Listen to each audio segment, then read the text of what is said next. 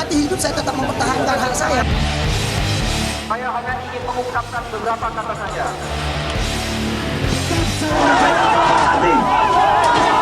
Walau jangan terprovokasi.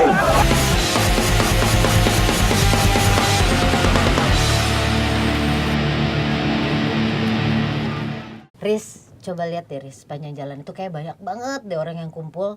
Terus ngerumpi nih di warung rokok pinggir jalan. Terus lagi ada anak-anak ABG yang nongkrong.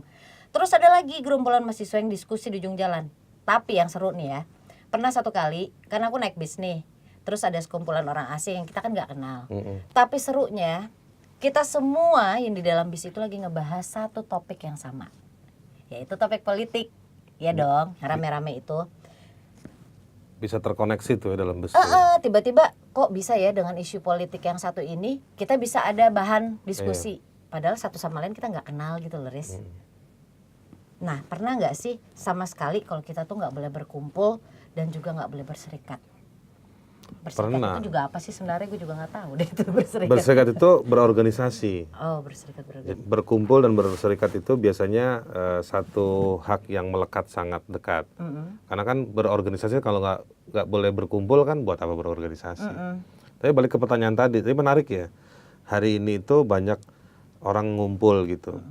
Itu karena memang satu situasi baru. Satu situasi baru ketika dulu-dulu orang berkumpul itu nggak gampang. Kenapa bisa nggak gampang?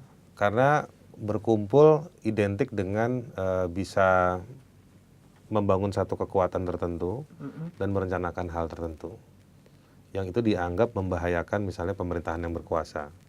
Nah itu banyak kejadian di zaman Orde Baru misalnya kalau di Indonesia atau di negara-negara lain ketika rejimnya rejim yang sangat represif, sangat anti terhadap warga negaranya.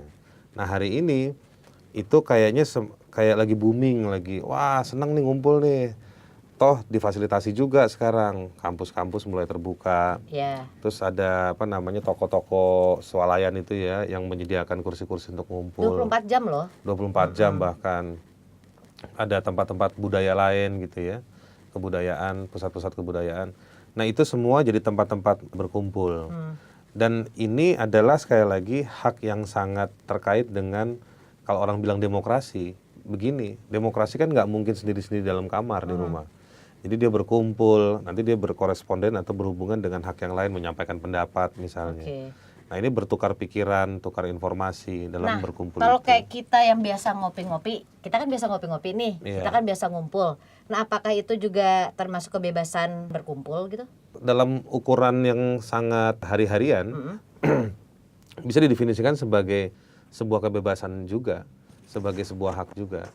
Tetapi biasanya berkumpul itu identik dengan berorganisasi. Kayak kita biasa ya? Kayak kita biasa, misalnya biasa kita ngapain ya? Kita biasanya ngumpul-ngumpul aja, Nah, organisasinya enggak. Berkumpul, lalu dia bikin organisasi atau berkumpul pada satu wadah organisasi untuk bekerja pada satu cita-cita yang sama. Kan organisasi gitu kan, 2 orang atau lebih berkumpul punya cita-cita yang sama untuk dan ada pembagian tugas. Nah, di situ esensinya. Jadi dia berkumpul dan punya satu rencana kerja. Lalu merencanakan satu tindakan untuk satu tujuan tertentu. Nah biasanya itu diakui lewat satu pengakuan sosial atau pengakuan dari negara. Gitu. Iya, kalau kita nggak ngumpul nanti warung-warung pada tutup Pak. Betul. Nah, mendingan kita ngumpul lagi aja yuk. Tapi kalau di warung jangan lupa bayar.